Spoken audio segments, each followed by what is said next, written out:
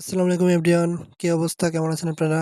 আমি আজকে গ্রামে যাব আমার দাদাবাড়ি। তো আপনাদের মাঝখানে সেই ভিডিওটা শেয়ার করতেছি।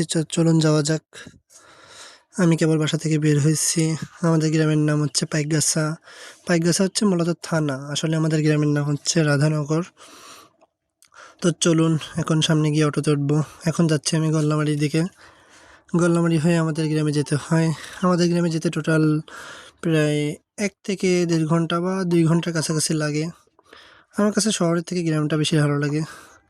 এই দেখুন গল্লামারি, গল্লামারি ব্রিজের উপর। এখন আমি যাচ্ছি যে রাস্তা থেকে আমাদের গ্রামে যেতে হয় সেই রাস্তায়। গাড়িগুলো সিরিয়ালে যেখানে দাঁড়িয়ে থাকে সেখানে যাচ্ছি আমি। তো চলুন যাওয়া যাক।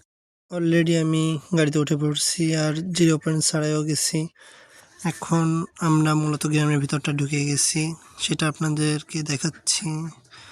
আমার অবস্থা টাইট হয়ে গেছে, অনেকক্ষণ ধরে বসে আছি। তো চলুন যাত্রাপথের একটি প্রাকৃতিক দৃশ্য আপনাদের দেখাই। এই দেখুন, এটা হচ্ছে গ্রামের মূল সৌন্দর্য। আর এটা হচ্ছে আমি। দেখুন কি অবস্থা আমার।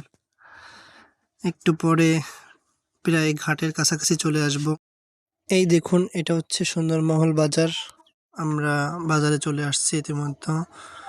আর এই দেখেন আমি। এখন আমি হাঁটতেছি, ঘাটের দিকে যাচ্ছি। দ্রুত যেতে হবে, না হলে আরেকটু পরে সন্ধ্যা হয়ে যাবে। সন্ধ্যার আগেই বাড়িতে পৌঁছাতে হবে। এই দেখুন সুন্দরমহল ঘাট। এখানে টাকা জমা নেয়।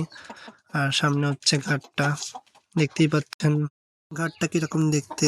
এটা হচ্ছে একটা নদী। এই নদী পার হয়ে আমার দাদাবাড়ি যেতে হয়। সুন্দরমহল ঘাট পার হয়ে তারপর যেতে হয় হচ্ছে আলবদিঘ। আলবদিঘ পর্যন্ত যাওয়া লাগে না, যেতে হয় মূলত সাইক্লোনের পাশেই আমাদের বাড়ি। এই দেখুন, এটা হচ্ছে ঘাট। এই হচ্ছে নৌকা। এই নৌকা দিয়েই সবাই পারাপার করে। চলুন এবার নৌকায় ওঠা যাক। এবার নৌকায় উঠে গেছি, নৌকা চলতেছে। এই দেখুন আমি, নৌকায় আরো অনেক লোক আছে যারা নৌকা পার হচ্ছে। এবার আমরা বাইকে উঠবো। এখন বাইকে উঠে পড়ছি। এই হচ্ছে এপারের ঘাট। মূলত আমাদের গ্রামে বাইক ছাড়া অন্য কিছু চলে না। টুকটাক অটো চলে বা ভ্যান চলে বেশিরভাগই। সেটা আমাদের এলাকার দিকে না, পিচের রাস্তা যে সাইডে আছে সে সাইডে। এভরিওয়ান, আমি দাদাবাড়ি চলে আসছি। সামনেই হচ্ছে আমাদের বাড়ি। ভিডিওটা এই পর্যন্তই। যদি ভিডিওটা ভালো লেগে থাকে অবশ্যই লাইক, কমেন্ট, শেয়ার করে দেবেন। আর বেশি বেশি করে শেয়ার করবেন, তাহলে অন্যরা ভিডিওটা দেখতে পারবে। ভিডিওটা এই পর্যন্তই। ভালো থাকবেন। আল্লাহ হাফেজ সবাইকে।